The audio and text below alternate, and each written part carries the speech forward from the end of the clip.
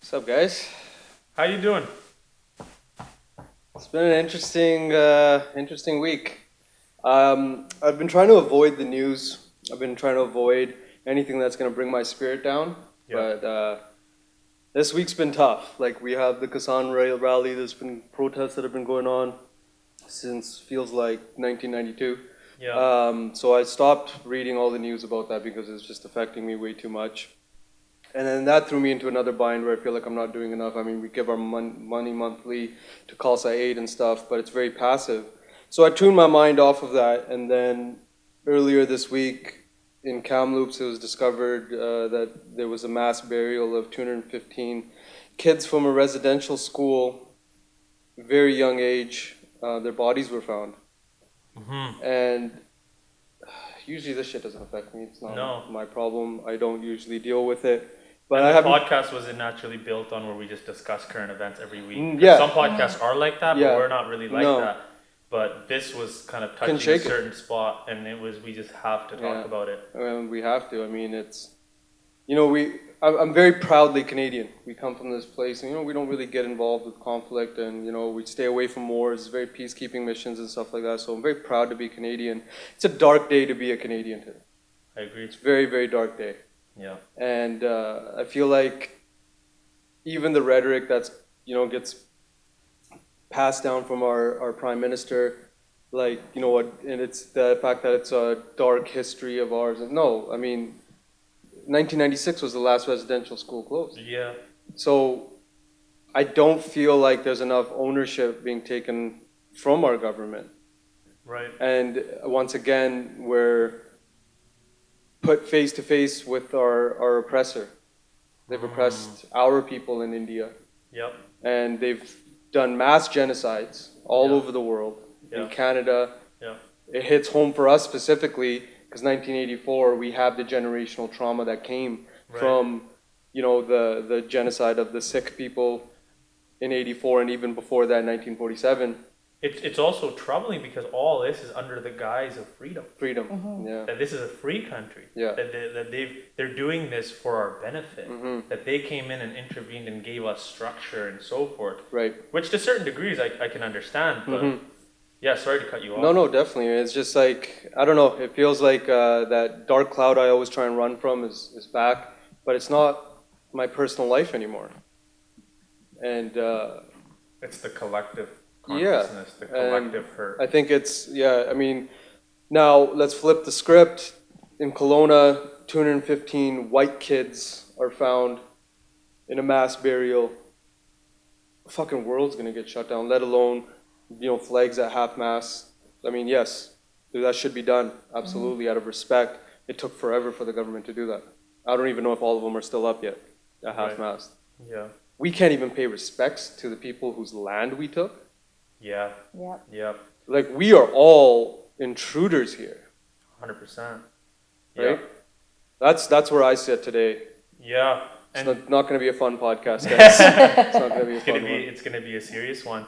And just to speak to that, the part about the stolen land, the first time that you and I were ever a part of, we were in a group discussion somewhere, and they started off with a land acknowledgement. Yeah, We looked at each other and we were like, "What's this?" yeah, we were tripping. And we were what, like, 31 years old at this yeah, point? yeah. 30 years of living in this country, and it was one of the first times that we'd heard this being done. And basically, it's where you acknowledge the land that you're on Mhm. by acknowledging that it's unceded, meaning that it's been stolen, Mhm. and then you're acknowledging that. Mhm. So just to start, we'd like to acknowledge that we are on unceded Semiahmoo First Nations, Katsi, and then the Kwantlen First Nation land. Yeah. That's one step in the right direction of acknowledgement. No, that sounds very trivial. I remember even almost making fun of it when we first. Were Yeah. like, what the Like, fuck what is this? But that's the least we can do. Very least. That, like, hey, we've taken these people's land and we're running a business on their land. We're literally profiting. We're profiting off of their land, and Yeah. they never really got anything in return. No, And ever so often, we find out news like this, right. or that there was another case, or that there was something else that's going on. Even with this, it feels like we've just scratched the tip of the iceberg. This is about to get unfold and become a lot darker, and there's going to be shame. Yeah. Rightfully so. There's going to be shame, and that shame needs to be, and it's easy to dismiss for people that, oh, it was generations ago, it's not my problem. But look at what it's done to the people whose land we've taken. Look at the people who they are now. They don't even know, they don't even speak, their language is diminished, it's extinct. And we still sit here on our high horse thinking life is just cool, like this is just the way it is. And sometimes even some may point the finger of being like these marginalized individuals are the detriment to our society and so forth, or that they're living off of the government or whatever the case is, because you hear stereotypes like that. And I'd want that to get out there and acknowledge that, that rhetoric needs to go away. Definitely. Now, just to go back to the residential school system, they were put in place in Canada in, I believe, 1890, and it went to about 1996, 97. The aim here with the residential schools was basically taking the children away from their families and their parents, stripping them of their culture, of basically what tied them to the land, and then teaching them their way. And it's important to acknowledge that that was the Catholic institution Yes. that was trying to do that. Yes, so they were basically putting Catholicism on these individuals, saying this is the religion that you're going to follow, and then stripping them of their language, and then essentially beating the culture out of them. Torturing it out and of torching them. And the ideology was this. You guys are this was their ideology back then, was that you guys belong to a barbaric community, and we need to strip you of that sort of part of you and get you, integrated into society, quote unquote, assimilated. Right. And then I feel like that's where the it started with judgment off of, You're different than me. Okay, tell you this, you're living in Vancouver right now, I go into your house, kick in the front door, I live here now, this is my land, you're gonna now abide by what I say. You think you're not gonna be barbaric? You think you're not gonna fight for every inch of the house that you earned? Yeah. But here we think that, Indigenous people they're just drunks, drug addicts, prostitutes. We don't respect their culture. We don't even know their culture, right? Like we see artwork up in Vancouver and stuff like that, and that's cool. But in what's happening in history class, like I don't know what happens in university, in high school. Back then, all I knew was this is none of it. This is Northwest Territories. This is the I can't even remember the name of the tribes now and stuff like that. Yeah. And it's like a 5% of the curriculum, whereas it should be very important. It's such a beautiful culture when you actually start looking into it, right? I agree. I definitely agree. And I think just to speak to that point, I took an Aboriginal, or it was called at the time Indigenous Justice. That was the name of the class. So I took that class, and there's a final paper. You have to do a long research paper, and I did it on Indigenous sex trade workers, women. After going through the research, the amount of statistics that pop out about how marginalized they are, how disproportionately represented they are on the margins of low-income living, of high amounts of IV drug use, high amounts of HIV-positive cases, and so forth. Yeah. You just listed that earlier. That is a basic symptom and side effect of the colonialization. Right. So in order to, it needs to be acknowledged that, hey, look, the assimilation and all that, this is what it's done now. And we created that. We only focus on what the after effect of it is, the drug and then you use blame and the all person. That. Exactly, but no one goes to the root. No. But now, it's easy for us as, first generation Canadians, of parents are children of immigrants it's not our problem. No, it is our problem. We chose to immigrate here. We inherit some of this stuff. Yes. And it needs to rest on our shoulders as much as it rests on the oppressor. And by oppressor, I mean, I'm going to be blunt about this, white people. The colonizer. It's actually closer related to us because they tried to colonize us in India. Yeah. So don't think that this isn't our story. This is a parallel to our story, and it's been parallel to Spanish conquistadors in Mexico. It's been all over the world. When you start looking into it, it's dark. Yeah. It's crazy to me because it's like, growing up, we get so interested when we learn about other cultures. We're like, I really want to know about their history, their past, and we'll go to all these how you had mentioned artwork, we'll go to museums and we'll look at other cultures. But when it comes to Indigenous people and their cultures, we just kind of brush it off. Yeah. Which is kind of odd to me because it's we take so much interest in other people and fight for other cultures, whatever they went through. But when it comes to this, that's something that we are, dealing with. It's in our, country. We're just like, it's easy. Why is it easy for us to have a blind eye to this? I'm not Exactly. sure. Is it that big of a problem, you think? That it's that big of an issue and everyone kind of feels low-key responsible for the negligence that's gone towards this? Are people, yeah, sorry, but it's like, are people not thinking it's a big Exactly, deal? Are people yeah. thinking, oh no, don't worry, they're, you know, they're over-exaggerating, everything's, it's the past, the past. Definitely. But it's like other stuff comes up and we don't say that's the past, we bring it back No, up. definitely. So why not bring this? Or has the colonizer done such a great job of stripping the Indigenous people of their culture so far they really have, it's hard for them to share it with us because there's only limited people that are attached to it. Because a lot of the other ones have been destabilized Right. or are being affected by drug use or alcoholism and so forth. You know, it could very well be that, but that's a very, very valid point of reflection to try to think like, yeah, why is it that, you know, we don't, and just a story that I thought of was, remember you had that idea you wanted to get a tattoo Yeah, that's right. of like a chief kind of thing? Yeah, it all What was stemmed. the story behind that? It stemmed from. It was from a psychedelic experience I had. One of the most profound psychedelic experiences I had, where we were in Squamish at a cabin and right by the river. And at the peak of my psychedelic experience, I was approached by two spirits, and one spirit was a warrior, a silhouette of a warrior holding a spear, and clearly I felt they were of indigenous descent, and you could feel that. And the other one was an old wise woman, very similar. I made associations to other things as well, but I felt like that's what the natural part was, and I wanted to commemorate that with a tattoo of the chief of the Squamish land, his headdress, because that is like the biggest respect you can pay. That is the highest form of the people up there. And I brought it up with one of my friends. All my clients are my friends. I'll call them my friends. And she said that you need to do more research because that could be appropriation. And that could be perceived to be cultural appropriation without knowing what you're actually doing. I didn't completely agree with it at first, but I understood the conversation. Yeah. Because you could appropriate. You know, how pissed off do we get when there's, you know, chicks in Coachella wearing a bindi and like, you know, like a tikka and all that I shit. think Gucci like, just released a corta. Yeah. Which I don't really have too much of an issue with because it's a corta. Corta are like people in, you know, the Middle East. I see what you're you know saying. what I'm saying? It's a But form like of when it's like clothing. specifically the headdress of, like, you know what I mean? It's tied to some form of religion. And without knowing, like, you know, what the background is for me and why it means something to me. And that's where I ultimately sat with it, is that for me it means something.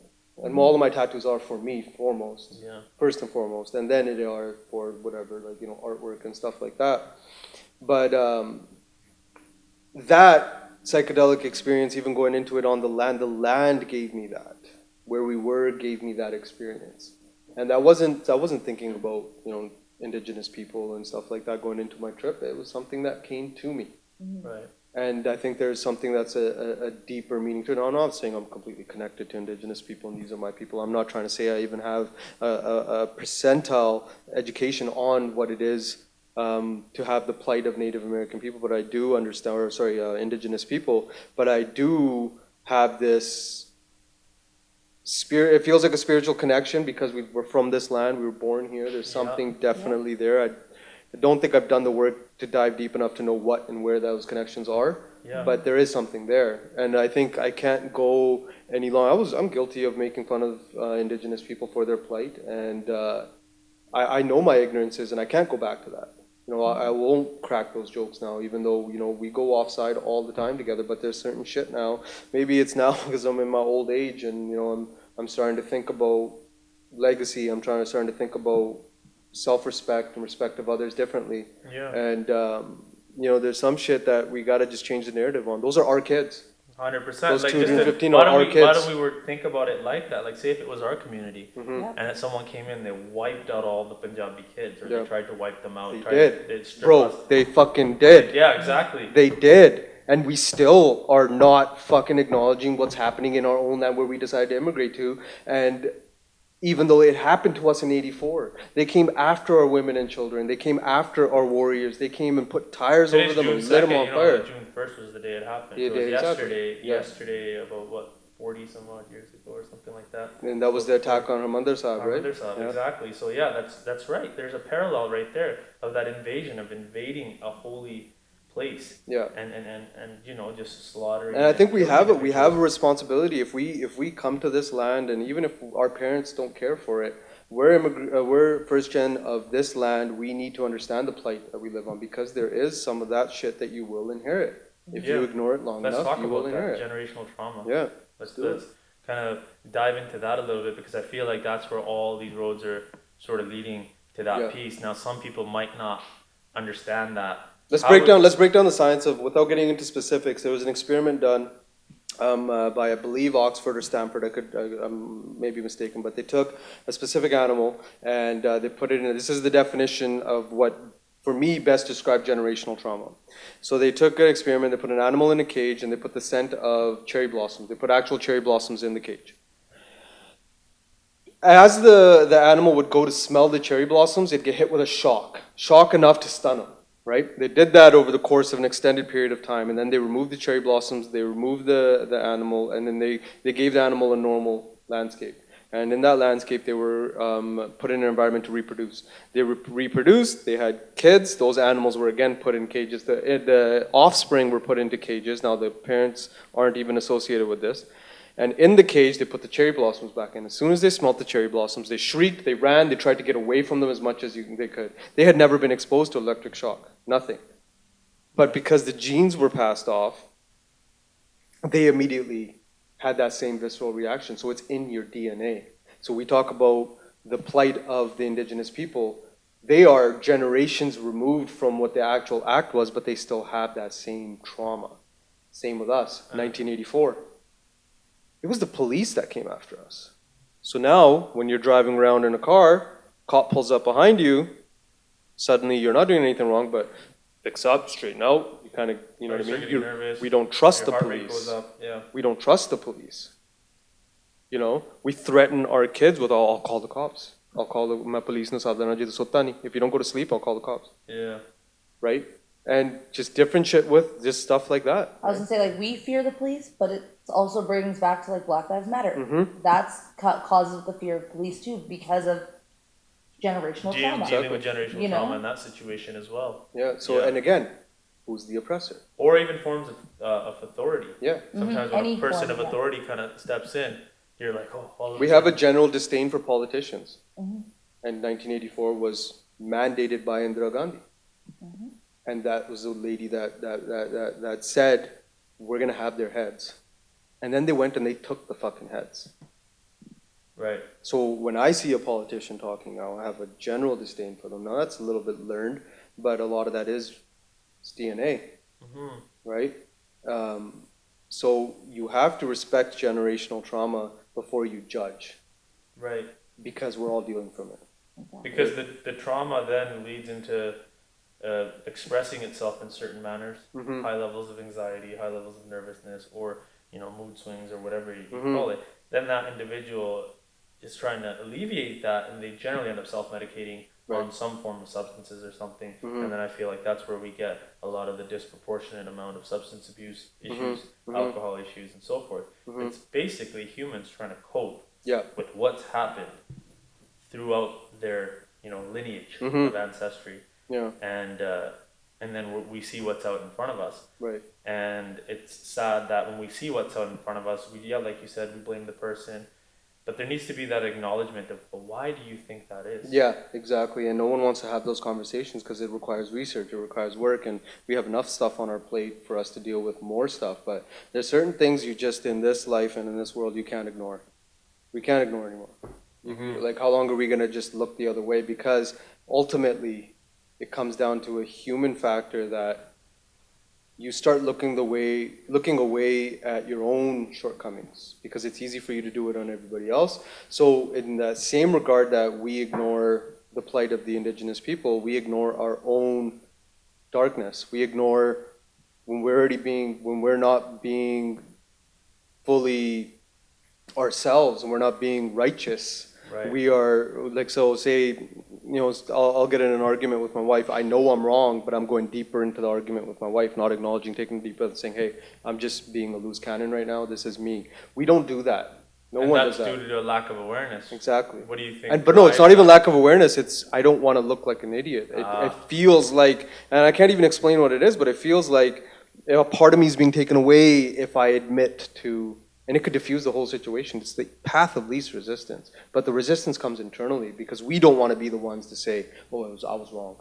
I was wrong. And you think that's what the Canadian government can deal with, or? Pretty much. And I think that it's like a human trait. Yes. Not a learned trait. I think it's something that's in our day-to-day lives. If we look at ourselves in the mirror, we'll find that same characteristic 100%. that the government's doing, that we are doing to the people. And It's almost a form of ego too. You're preserving 100%. your ego, right? And the government's all say, "Oh, well, we've done all these great things for you. You know, you need to acknowledge that." Yeah, or you know, how straight sometimes up. as a person, you make a mistake, but you don't want to admit to it. Yeah. And then you'll just put the emphasis on, well, look, I took out, baby, I took out the trash and I Yeah, cleaned the yeah, floors yeah, and I did this yeah, and I did that. yeah. You know, don't worry if I didn't do this and this. But yeah, no, definitely. But I think it also, like, it's hard for the government because if they acknowledge it, then it's like, we have a dark history. What else are we going to acknowledge?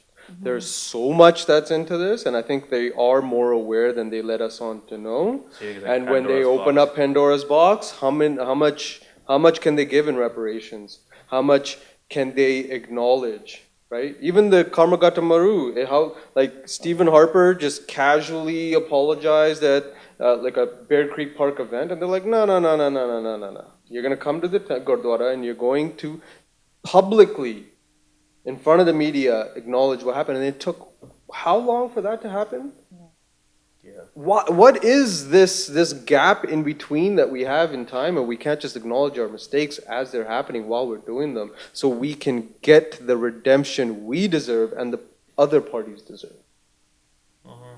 Why is that the case? Why is that the norm? I struggle with that. Is that nature or is that nurture? Is that a mix of both? That's a good question. I think it's so hard to have a definite answer behind that. Or does it even matter Does it what the even cause matter? and Yeah, what no. it is? The only thing that does matter is acknowledging, finding solutions. Even if we think about the solutions for generational trauma, well, that's a hardwiring issue. There's ways that we can, and if you start looking at healing as, I'm gonna heal from my generational trauma to give that past generation in a parallel universe the healing it deserves. You're not healing for yourself. It's breaking through dimension, and getting to that Yes. core. Because I do believe that what's happened before is happening now, and it's happening in that universe now, and they deserve the healing. So a lot of the healing that I do, I try and do to heal them. Yes.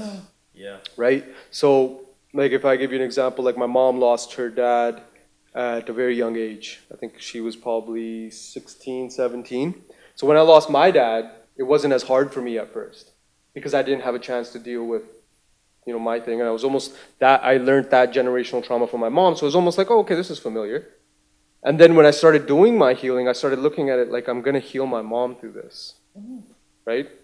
And so there are different traits that we take from the trauma our parents face, and we think and we disguise them as strength, because I initially saw that as strength.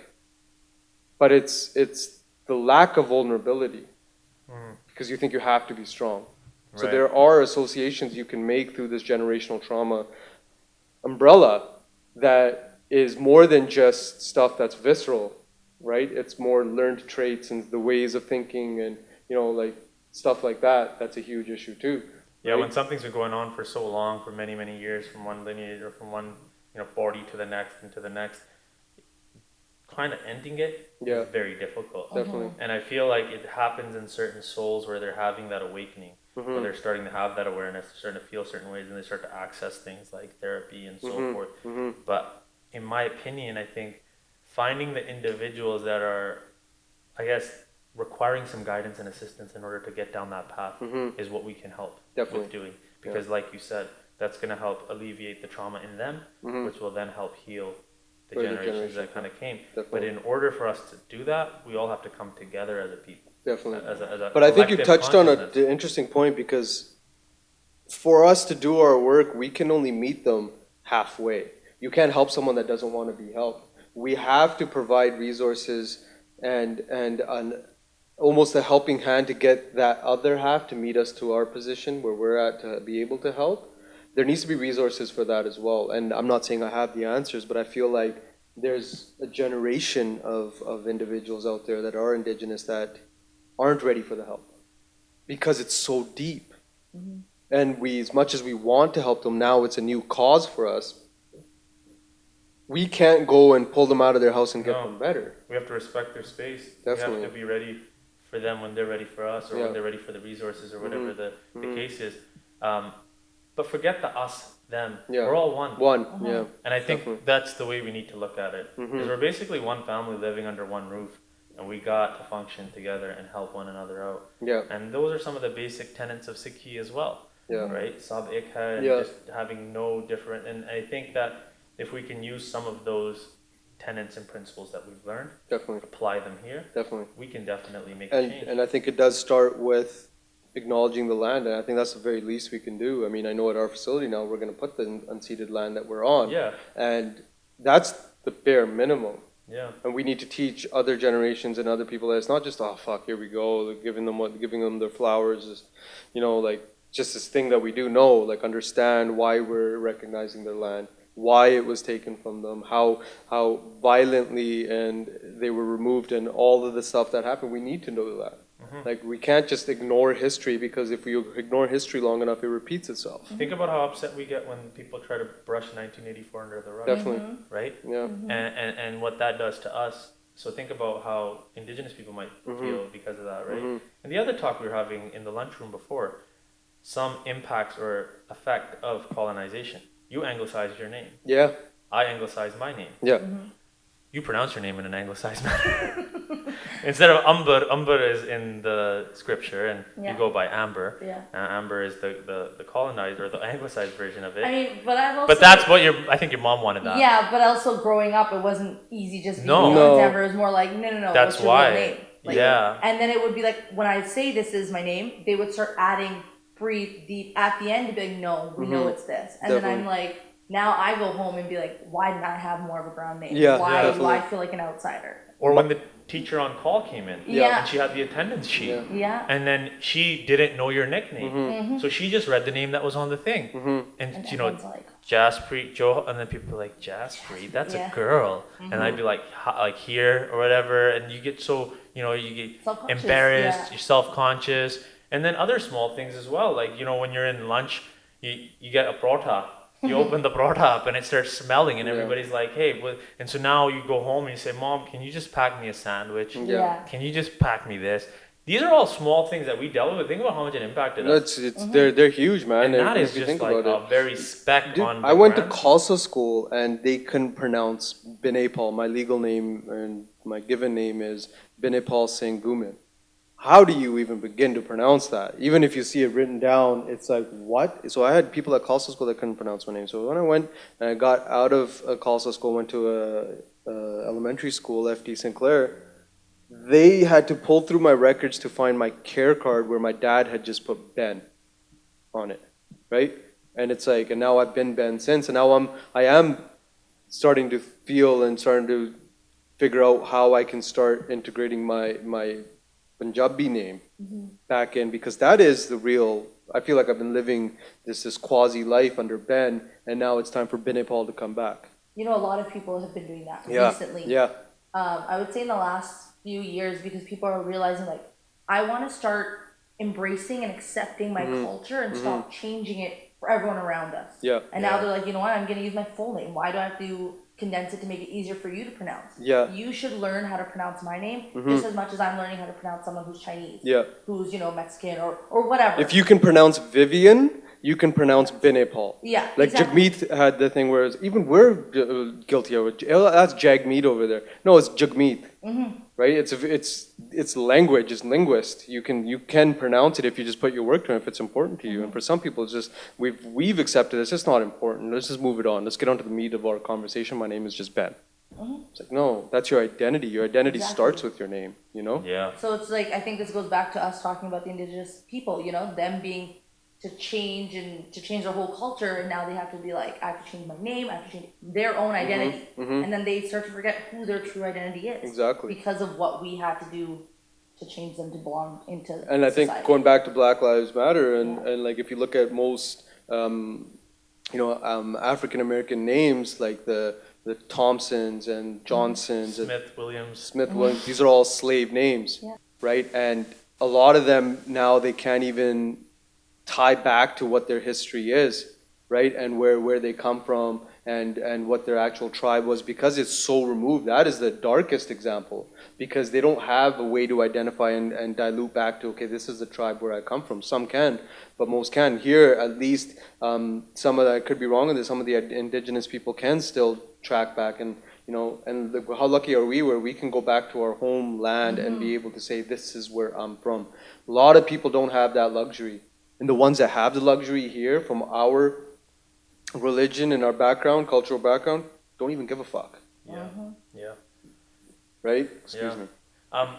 me. Growing up, Canada was always shown as a mosaic, and now things are getting crazy just over the course of context of the entire world, right? With race relations and so forth. But I think it's about time that this mosaic starts to function as a well-oiled mosaic in terms of respect for one another, acknowledgement of these types of things, and awareness. Yeah. And we need to kind of jive like a family in that sense. There's no us and them, right? We're all one. And when something happens, to a Canadian, happens to us. Exactly. That's it. Yeah. And some people might say, well, it's not my place to say anything. It's not my. Well, if you belong to this country, if you're a citizen of this country, it is a part. And I know it's tough for us because, we don't really we have like a motherland, but we're not really connected to it. But here we're kind of outsiders because we aren't from this land. Yeah. But we have to choose. We have to say we are 100% Canadian, proud of it. And I'm proud of it, and I acknowledge the dark sides of it. Yeah. And this is what I'm doing to acknowledge and recognize that part, so that you can vindicate yourself, vindicate your role and responsibility, and vindicate the other side as well, and give them the respect they deserve, because maybe that's where healing starts, is with the acknowledgement and respect. The most famous A&R out there, acknowledgement and respect. Yeah. And I think if you can acknowledge, and if you can do both of those to the indigenous people, you can give them the self-respect they deserve, and maybe that's where their healing starts. Maybe that's where they start moving closer to the halfway point and meeting you there. Yeah. Right? And also, this podcast, it's not an episode of us being like, hey, we know everything. No. Or that we're no. one of these individuals that know all these facts. And so, no, we don't. If is anything, our attempt we don't at know learning. anything. Yeah, Yeah. this is our attempt at learning. This is our attempt at improving our own awareness and acknowledgement around this subject. Most So definitely. if there's anything that we said that might not be true or whatever, please let us know. Yeah. Yeah. We're not looking to offend anybody with today's topic at all. But I think one takeaway that I want to give is, let's acknowledge. Let's not pretend like this isn't our problem. Yep. Let's not pretend like it's. Yeah, and I'm not saying go out there and hug the first indigenous person you see, but when you look at them, change your perspective. Yeah. You were saying it's a bare minimum, but it's still a first step. So exactly. It's Yeah. one step closer to what they want and what we want at the end of it. And we say we're one, but when we take that step, it's closer to actually feeling like For one. sure. And from Yeah. leadership, I would expect a comprehensive plan of how we can at least provide and show more respect and acknowledgement for that. I agree. And it's going to be a gross injustice going forward now that we know, and now that they're starting to look at other sites. It's going to get darker before it gets light again. And it's going to start with, I expect a lot from our leadership. And that's saying a lot because I don't expect shit from a politician. They ain't giving me nothing in my life. But I expect that now, and I think that's one side of social media where we can make a big deal out of things now and get congregate as a group and a collective and actually push things forward that are important to us. I agree. And this is important to I us. agree. One thought that I just had right now. Without the Semiahmoo First Nation, Kwantlen First Nation, and Katsi, there is no Fit Nation. Right, 100%. Fit Nation lays on top of Yeah. Semiam. We stand on the shoulders We of stand giants. on the shoulders of giants. So if it wasn't for everything that they've done and their land, this wouldn't be here, which would mean we wouldn't have the ability to impact our community that we've been impacting and everybody else that lives in this area that's been accessing And I this. think that goes for everyone here, like you Yeah. just said. I mean, there is no us without them and their sacrifice. And their sacrifice wasn't, actually, it's not even, you can't even call it a sacrifice because they didn't choose to No. go to war. This was like, It was just hook 'em. that's it. And it was just, yeah, it's from because of what happened to them, we are here. And we need to acknowledge that, otherwise, you live with the guilt. I agree. Live with that guilt. Amber. Anything I else think for you us? guys Closing hit some remarks? facts. My closing facts was just, we're taking that step of acknowledgement. Yeah. Yeah. But because as much as we say there's not much we can do, that's still something huge. And I think that we all need to realize that. Definitely. As a whole, just be like, we heard it on the news, we're shocked, but now do something about Yeah, it. Do straight as up. much as you can. It's not too big, nothing is too big, nothing's too small. Straight I up. agree. I agree. Cool. Well, let's close it off on that one. There you go. Peace and love, guys.